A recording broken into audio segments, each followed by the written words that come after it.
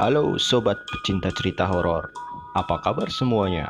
Semoga sobatku semuanya selalu dalam keadaan sehat dan diberi kelancaran dalam segala aktivitas. Amin ya robbal alamin. Selamat datang di channel Cerita Nenyong, sebuah channel yang menceritakan kisah horor yang benar-benar dialami oleh narator sendiri dan orang-orang terdekatnya. Sebelum kita lanjut ke cerita horor kali ini, alangkah baiknya sobatku semuanya subscribe, like, dan komen untuk membantu memajukan channel ini, sehingga bisa bermanfaat untuk kita semuanya. Jangan lupa pukul loncengnya ya.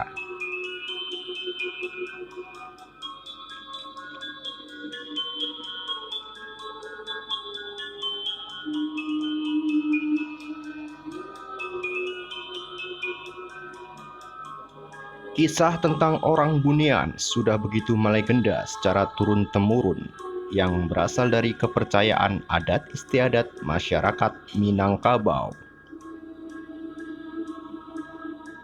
Meski saat ini legenda tersebut belum pernah terungkap secara fisik, orang Bunian dipercaya merupakan makhluk gaib yang digambarkan memiliki kemiripan dengan sosok manusia dan mendiami hutan-hutan rimba dan bukit-bukit. Telah disebutkan bahwa orang Bunian memiliki tangan, kaki, kepala, dan organ-organ tubuh seperti manusia, dengan perawakan yang lebih kecil dan lebih pendek dari manusia pada umumnya. Namun, makhluk yang satu ini tidak hidup di dimensi manusia.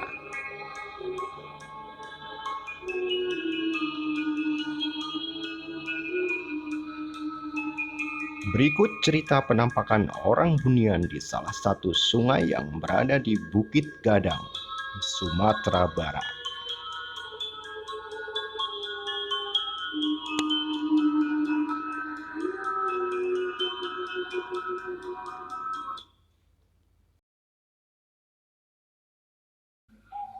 Kurang lebih tahun 2014, saya bertemu dengan sahabat saya ya, sebut saja namanya Ari. Jadi kami bertemu dalam sebuah perusahaan karena kami masuknya bersama-sama ya, pendaftarannya bersama, seleksi bersama, dan setelah diterima kita juga ditempatkan di perusahaan yang sama, hanya berbeda bidang. Saya di bagian perkebunan kelapa sawit, si Ari di bagian perkebunan karetnya. Jadi perusahaan kami ini itu berada di daerah Bukit Gadang, di daerah Sumatera Barat.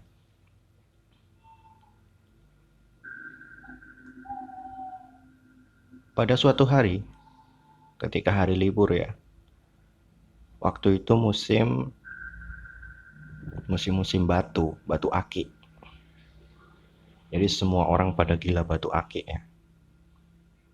Jadi saya dan Ari ini berniat untuk mencari batu lah, bahan batu itu di sungai.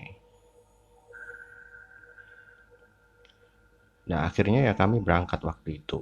Kami pakai satu motor ya, berboncengan, dengan membawa tali, ya tambang gitu, kemudian cangkul, linggis, dan martil gitu. Sampai di lokasi, kami harus menuruni tebing lah ya bisa dibilang, karena sungainya agak tinggi nih. Jadi dari jalan kita parkir motor, kita turun tuh menggunakan bantuan tali nih lewat tebing itu. Akhirnya di sungai itu kami mulai mencari nih batu yang kira-kira bagus untuk dibuat perhiasan ya, cincin atau leontin atau apa gitu.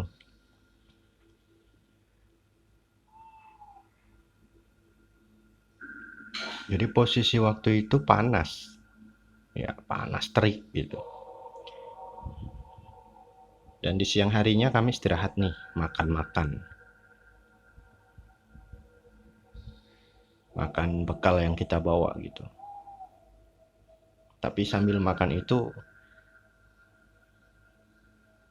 kok kami ngerasa kayak nggak enak gitu rasanya, suasananya gitu. Dia eh, udara di situ tuh berbeda. Jadi sebentar-sebentar kayak ada bau lewat gitu ya pas kita makan. Atau mungkin itu karena di sungai ya. Tapi itu kan sungai kan jarang dijamah oleh manusia. Tapi kami nggak tahu itu bau apa. Yang mungkin cukup mengganggu lah acara istirahat kami gitu.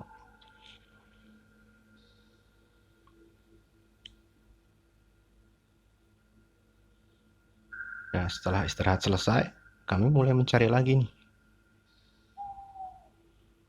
Dan lumayan lah kami dapat batu yang cukup bagus lah.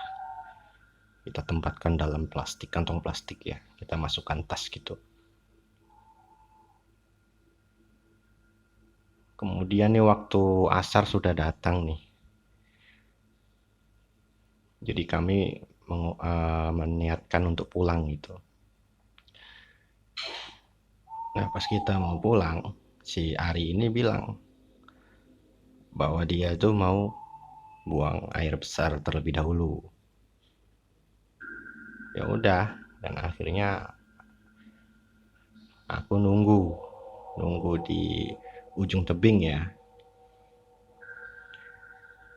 Setelah beberapa saat saya nunggu itu, tiba-tiba si Ari ini teriak manggil-manggil aku gitu. Seperti orang panik. Akhirnya kan lari aku. Lari menghampiri si Ari itu. Nah, sambil dengan kayak orang panik tuh dia ngomong. Jadi dia ceritanya tuh tadi pas dia lagi BAB itu.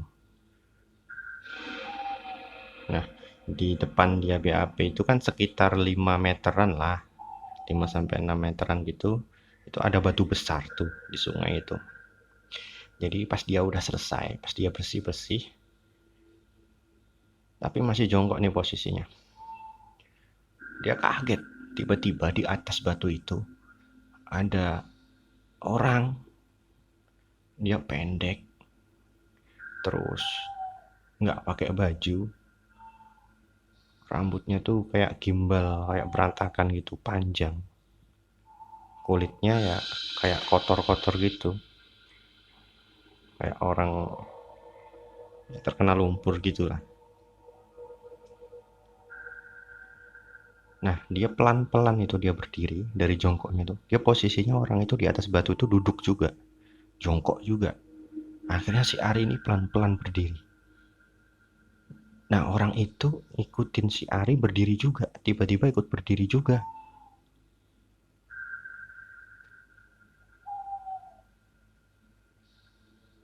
Ya langsung lah, si Ari kan penasaran tuh. Langsung dia lari kejar. Larinya ini ngejar gitu loh. Nyamperin orang itu. Orang itu pun lari karena dikejar si Ari gitu kan.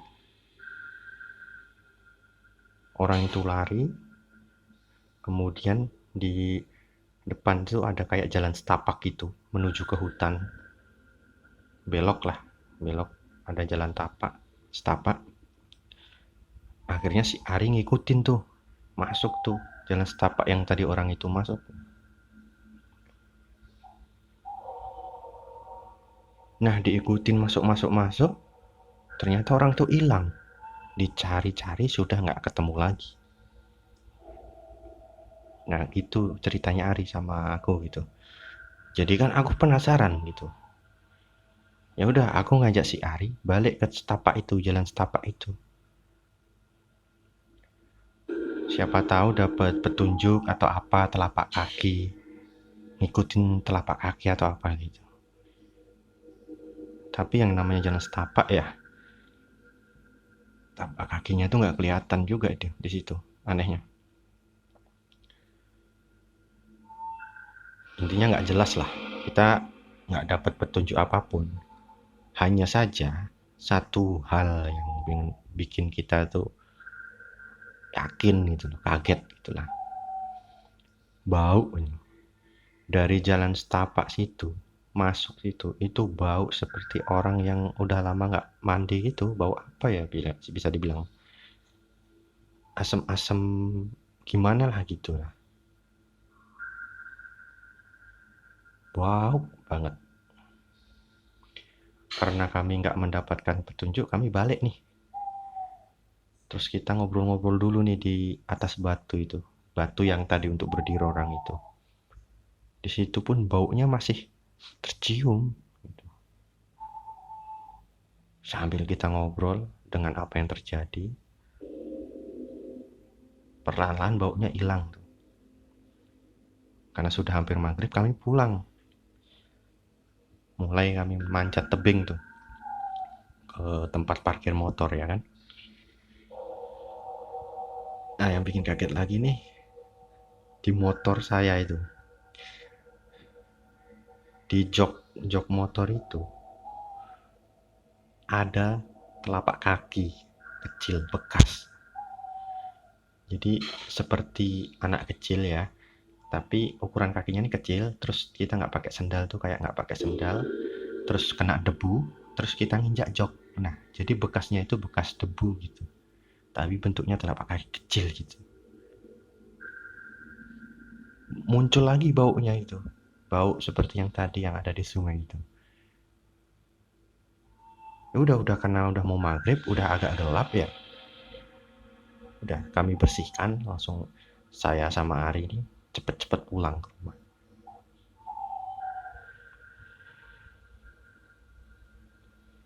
Itu jadi dari cerita itu kemungkinan besar mitos mengenai orang Bunian itu memang ada. Karena kami ya, terutama Arif teman saya, pernah ngalami melihat sosok itu.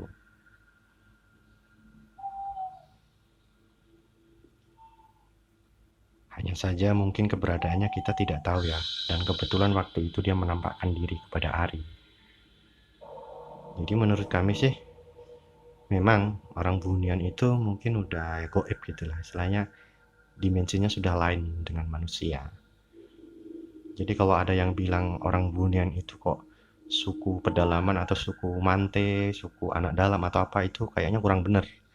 Karena suku-suku itu sebenarnya manusia juga itu, hanya saja bentuknya, tubuhnya agak kecil gitu kan kalau suku Mante gitu. Nah, kalau ini murni yang namanya orang Bunian ini, mitos mengenai orang Bunian ini sebenarnya makhluk gaib gitu. Dia punya dimensi sendiri.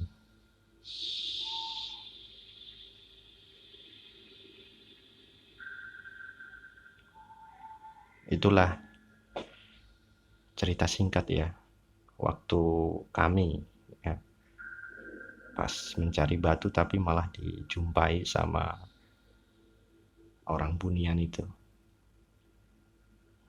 Terima kasih sobat-sobatku semuanya.